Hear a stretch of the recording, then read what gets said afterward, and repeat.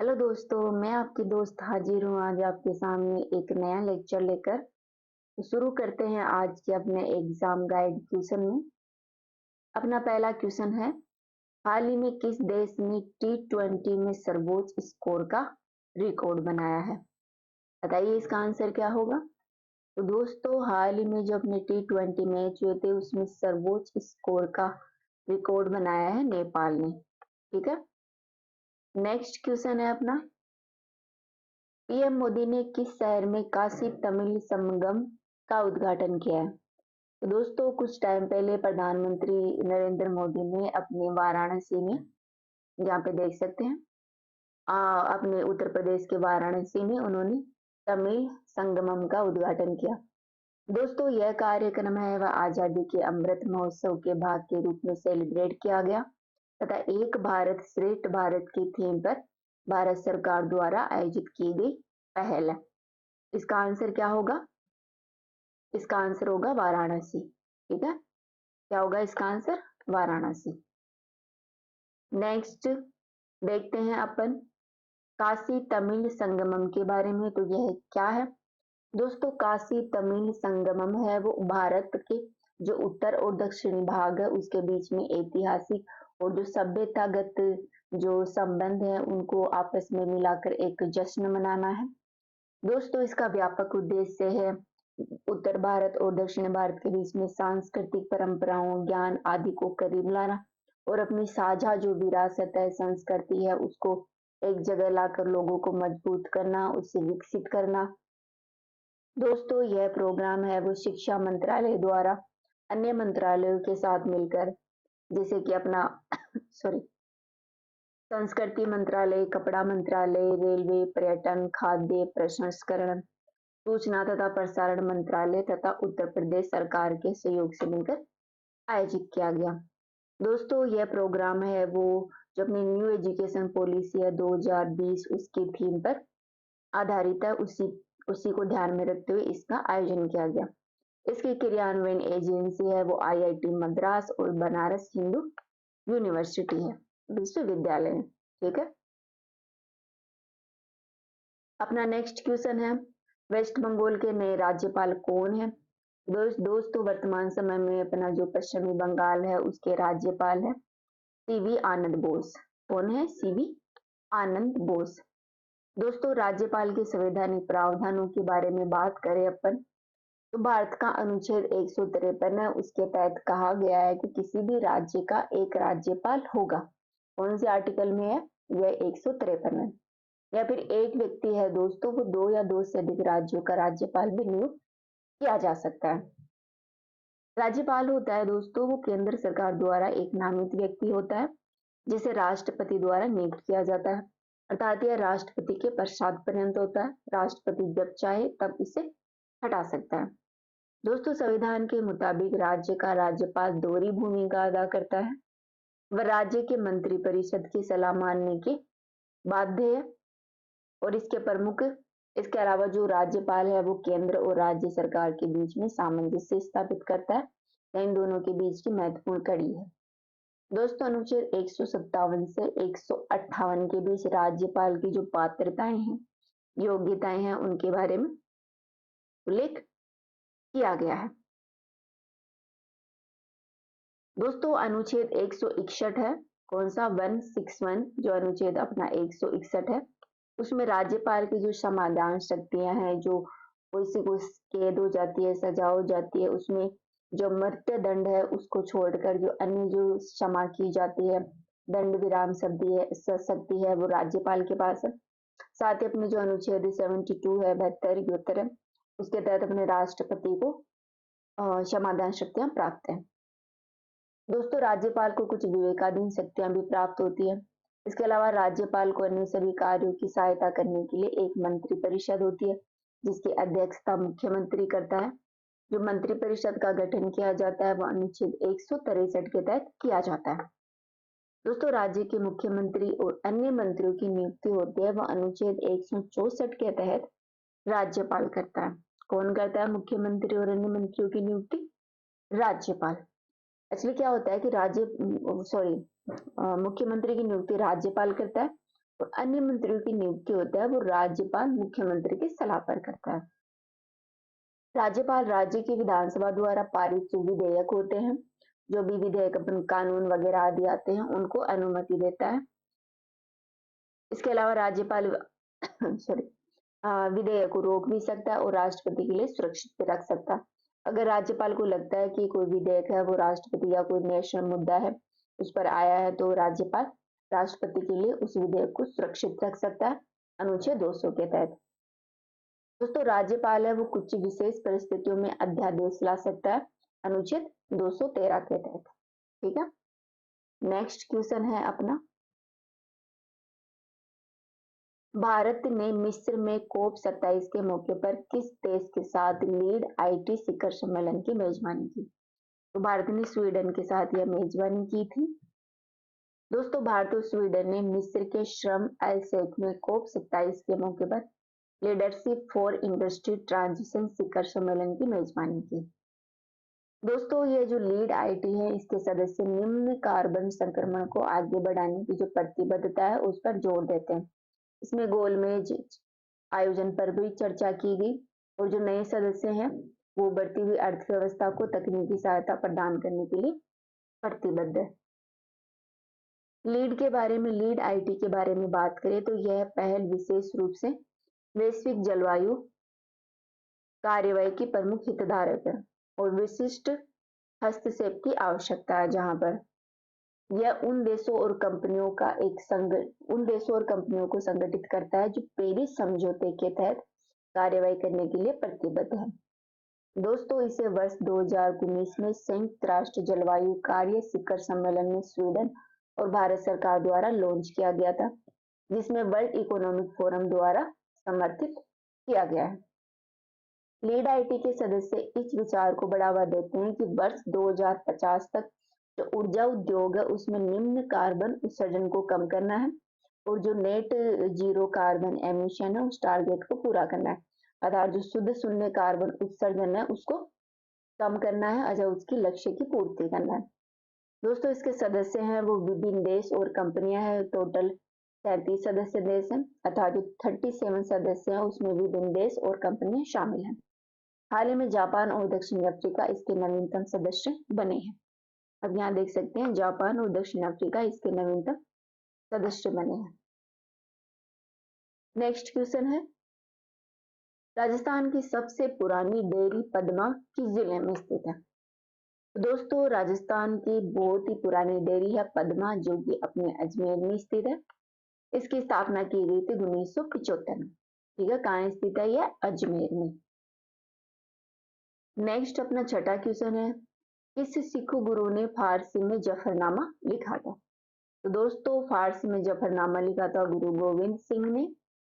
अपन जो पारसी सिख धर्म है उसके बारे में भी विस्तार से इसी लेक्चर में चर्चा कर लेते हैं। तो सबसे पहले देखते हैं सिख गुरु कौन कौन से थे। दोस्तों सिख गुरु मुख्य रूप से 10 थे, जिसमें से पहले गुरु थे, सिखों के गुरु पहले कौन थे? गुरु नानक देव। सिखों के पहले गुरु थे गुरु नानक देव और इन्होंने सिख धर्म की स्थापना की थी, अतः सिख धर्म के संस्थापक कौन है? गुरु नानक देव। इन्होंने जो लंगर चलती है, लंगर प्रथा चलती है सिखों में, जहाँ पर फ्री में खाना दिया जाता है लोगों को, वो शुरू की थी गुरु नानक देव ने। ये बाबर के समकालीन थे, ध्यान रखना किसके समकालीन थे? बाबर के। दोस्तों गुरु नानक की जयंती थी 585 पर करतारपुर जो कॉरिडोर है उसकी शुरुआत की गई थी। दूसरे गुरु थे गुरु अंगद। इन्होंने गुरुमुखी नामक लिपि का आविष्कार किया था। पूछ लिया जाता है गुरुमुखी नामक लिपि के आविष्कारकर्ता कौन थे? गुरु अंगद।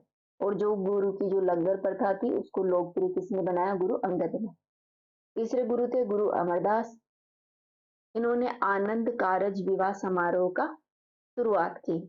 इन्होंने सिखों के बीच जो सती प्रथा थी, पर्दा प्रथा था, उसको चलन को समाप्त किया और ये अकबर के समकालीन थे। ठीक है, इन्होंने 3 मुख्य बातें हैं, इन्होंने आनंद कारंज विवाह की शुरुआत की, सती प्रथा और पर्दा प्रथा थी उसको समाप्त करने का प्रयास किया, साथ ही अकबर के समकालीन थे। नेक्स्ट है गुरु रामदास। दोस्तों गुरु रामदास है, उन्हें 1577 में अकबर द्वारा दी गई जमीन पर अमृतसर नगर है वर्तमान का पंजाब का, उसकी स्थापना की थी। साथ ही इन्होंने अमृतसर नगर में जो गोल्डन टेम्पल है, स्वर्ण मंदिर है, उसके निर्माण की नींव रखी थी। और अर्जुन देव ने इस मंदिर को पूरा करवाया था। ठीक है, अमरदास के बाद में सिखों के 5 गुरु आते हैं, गुरु अर्जुन देव। इन्होंने 1604 में आदि ग्रंथ की रचना की थी। ध्यान रखना, आदि ग्रंथ की रचना गुरु अर्जुन देव ने की थी। इन्होंने स्वर्ण मंदिर को पूरा करवाया था, जिसकी नींव रखी थी रामदास ने। वे शाही दीन दे सरताज के रूप में भी प्रचलित थे।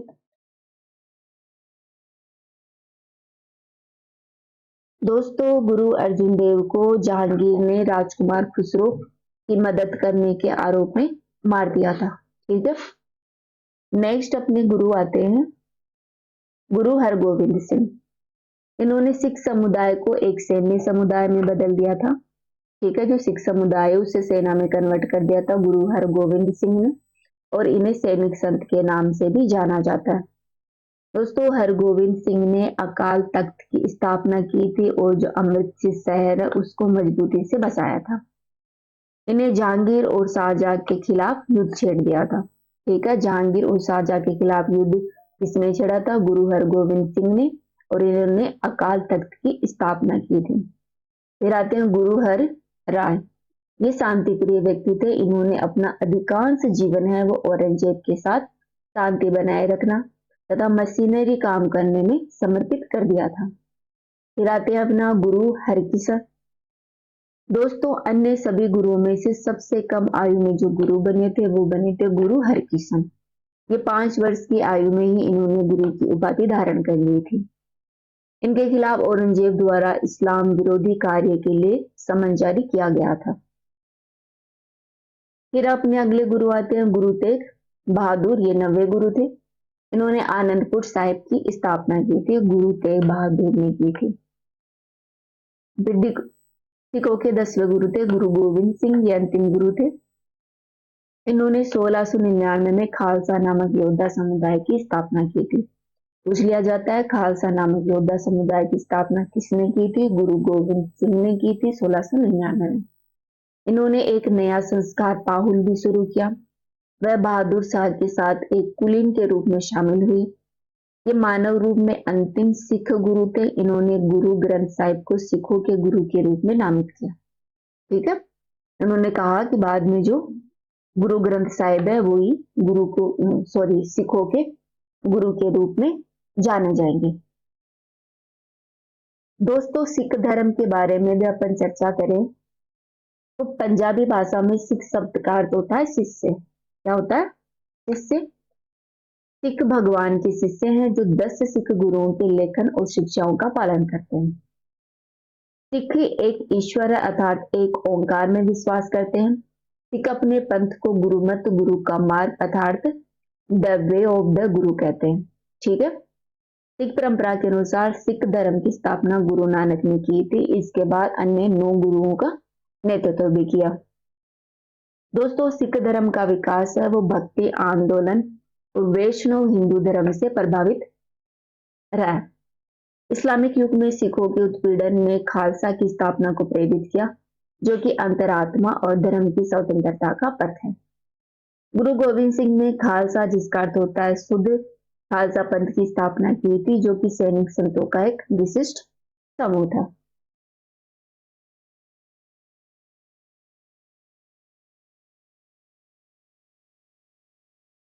दोस्तों, खालसा प्रतिबद्धता, समर्पण, सामाजिक विवेक, इस सर्वोच्च सिख गुणों को उजागर करता है तथा ये पंथ की 5 निर्धारित भौतिक वस्तुओं को धारण करते हैं, जिसमें केस, कंघा, कड़ा, कच्छा, कृपाण शामिल है।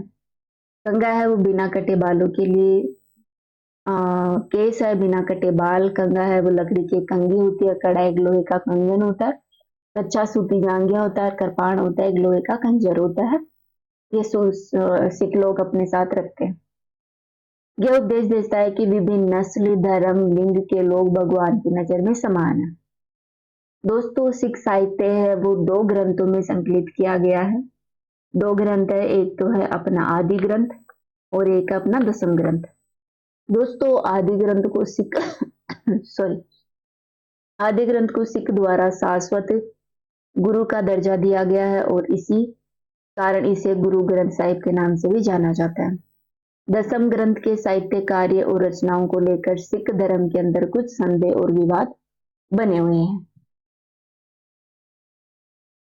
सिख दर्शन की बात करें तो यह एक ओंकार अर्थात एक ईश्वर में विश्वास करते हैं, अर्थात सभी धर्मों के लोग एक ईश्वर में विश्वास करते हैं।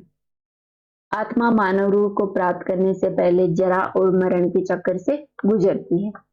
हमारे जीवन का लक्ष्य एक अनुकरणीय अस्तित्व का निर्वहन करना है ताकि ईश्वर के साथ समागम हो सके।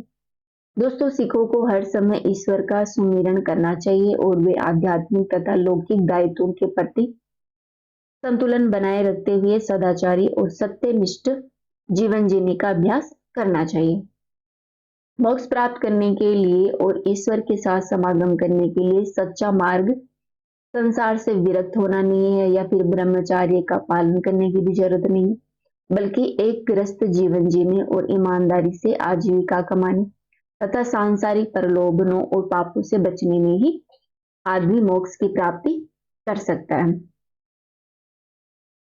सिख धर्म में उपवास, तीर्थ यात्रा, अंधविश्वास का में पालन करना, मूर्ति पूजा करना या फिर मृतकों की पूजा करना आदि जो अनुष्ठान है उनकी निंदा की है। ठीक है दोस्तों, सिख धर्म का उपदेश है कि विभिन्न नस्ल, धर्म, लिंग के लोग ईश्वर की दृष्टि में एक समान है। यह पुरुषों और महिलाओं में समानता की बात करता है, समान शिक्षा की बात करता है। सिख महिलाएं किसी भी धार्मिक समारोह में भाग ले सकती है या किसी भी अनुष्ठान में पार्टिसिपेट कर सकती है, प्रार्थना मंडल का नेतृत्व कर सकती है। यह सिख धर्म में कहा गया है। दोस्तों, सिख धर्म में 4 अनुष्ठानों की बात की गई है। सिखों के कर्तव्यों को निर्दिष्ट करने वाली पुस्तिका सिख रहत मर्यादा में 4 अनुष्ठानों का प्रावधान किया गया है, जिसे संस्कार मार्ग भी कहा जाता है। पहला अनुष्ठान है जन्म और गुरुद्वारे में आयोजित नामकरण समारोह है। क्या है? नामकरण समारोह। दूसरा अनुष्ठान है आनंद करज अर्थात आनंद में मिलन या फिर विवाह समारोह। तीसरा है अनुष्ठान जिसे महत्वपूर्ण माना जाता है, यह है अमृत संस्कार, जो खालसा में दीक्षा के लिए होने वाला समारोह है। अंतिम अनुष्ठान है वो मृत्यु के बाद किया जाने वाला अंतिम संस्कार समारोह होता है। ठीक है, ये 4 अनुष्ठान है सिखों के धर्म के अनुसार। दोस्तों, सिख धर्म में 3 कर्तव्यों का उल्लेख किया गया है, प्रार्थना करना, कर्तव्य या कार्य करना और दान देना, जिनका सिखों को पालन करना चाहिए। दोस्तों, सिखों में कुछ और भी चीजें बताई गई हैं, जैसे कि नाम जपना, हमेशा ईश्वर का सुमिरन करना चाहिए, कीरत करना, ईमानदारी से आजीविका अर्जित करना, क्योंकि ईश्वर सत्य है और एक सिख ईमानदारी से जीवन जीना चाहता है। इसका अर्थ केवल अपराध से दूर रहना ही नहीं है, बल्कि जुए, भीख, शराब, तंबाकू आदि के उद्योग लगे हुए हैं उनमें काम करने से बचना भी है। वंड छकना का शाब्दिक अर्थ होता है दूसरों के साथ अपनी कमाई साझा करना तथा दूसरों को दान देना, उनकी देखभाल करना। 5 इसमें दोष है। दोस्तों, सिख उन 5 दोषों से बचने की कोशिश करते हैं जो लोगों को आत्म केंद्रित बनाते हैं और उनके जीवन के ईश्वरीय मार्ग में बाधाएं उत्पन्न करते हैं। यह है काम, क्रोध, लोभ, मोह और अहंकार। कौन से 5 दोष बताए हैं सिख धर्म में? काम, क्रोध, लोभ, मोह और अहंकार। दोस्तों, सिखों के महत्वपूर्ण गुरुद्वारे के बारे में बात कर लेते हैं अपन। सिखों का एक महत्वपूर्ण गुरुद्वारा है पंच तख्त।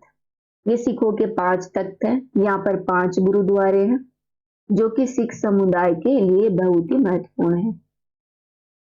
फिर आता है अकाल तख्त साहिब, जिसका अर्थ होता है आनंद सिंहासन। क्या होता है? आनंद सिंहासन। यह अमृतसर में स्वर्ण मंदिर परिसर का एक अंग है, जिसकी नींव सिख गुरु हरगोबिंद सिंह ने रखी थी। ठीक है। फिर आता है तख्त श्री केसरगढ़ साहिब, आनंदपुर साहिब, पंजाब में स्थित है। यह खालसा का जन्म स्थल है, जिसे 1699 में गुरु गोविंद सिंह ने स्थापित किया था। फिर आता है तख्त श्री दमदमा साहिब, बठिंडा के पास तलवडी साबोग्राम में स्थित है। यह गुरु गोविंद जी से लगभग 1 वर्ष तक यहाँ पर रहे थे। वर्ष 1705 में उन्होंने गुरु ग्रंथ साहिब का अंतिम संस्करण का संकलन यहीं पर किया था, जिसे दमदमा साहिब बीर के नाम से भी जाना जाता है। इस नाम से दमदमा साहिब बीर के नाम से भी जाना जाता है। फिर आता है तख्त श्री पटना साहिब, बिहार की राजधानी पटना में स्थित है। गुरु गोविंद सिंह जी का जन्म 1666 ईस्वी में यहीं पर हुआ था। आनंदपुर साहिब जाने से पहले अपना बचपन इन्होंने यहीं पर बिताया था। फिर आता तख्त श्री हुजूर साहिब महाराष्ट्र के नांदेड़ में स्थित है। ननकाना साहिब पाकिस्तान में स्थित है, जहाँ पर गुरु नानक देव जी का जन्म हुआ था। कहाँ था? पाकिस्तान के ननकाना साहिब में हुआ था गुरु नानक देव का जन्म। फिर गुरुद्वारा दरबार साहिब करतारपुर पाकिस्तान में स्थित है। फिर गुरु नानक जी ने अपने अंतिम जीवन के 18 वर्ष करतारपुर में ही बिताए थे। ठीक है, ये सिख धर्म के बारे में अपन ने विस्तार से चर्चा कर ली। दोस्तों अपना नेक्स्ट क्वेश्चन है, वोडियार कहाँ के शासक थे? दोस्तों वोडियार आपने हिस्ट्री में पढ़ा होगा कि मैसूर रियासत के शासक थे। नेक्स्ट क्वेश्चन है, एमनेस्टी इंटरनेशनल का हेडक्वार्टर कहाँ है? दोस्तों जो एमनेस्टी इंटरनेशनल है इसका हेडक्वार्टर अपने लंदन ब्रिटेन में स्थित है। नेक्स्ट है, चोंच किससे बनती है? दोस्तों जो चोंच होती है पक्षियों का जो जबड़ा होता है उससे बनी होती है। पक्षी होते हैं, आप देखे होंगे, उनकी चोंच है वो पक्षियों की जबड़े से बनी होती है। और अपना अंतिम क्वेश्चन है, निम्नलिखित में से किसे भूमध्य सागर का लाइट हाउस कहा जाता है? तो बताइए भूमध्य सागर का लाइट हाउस किसे कहते हैं? दोस्तों भूमध्य सागर का लाइट हाउस है वो अपना सीसली का स्ट्राम्बोली को कहा जाता है। इसे सीसली में स्थित जो स्ट्राम्बोली है इसे भूमध्य सागर का लाइट हाउस कहा जाता है। या आप यहाँ पे आंसर की दे सकते हैं। तो इस वीडियो में इतना ही, नेक्स्ट वीडियो में आपसे फिर मिलेंगे। Thank you.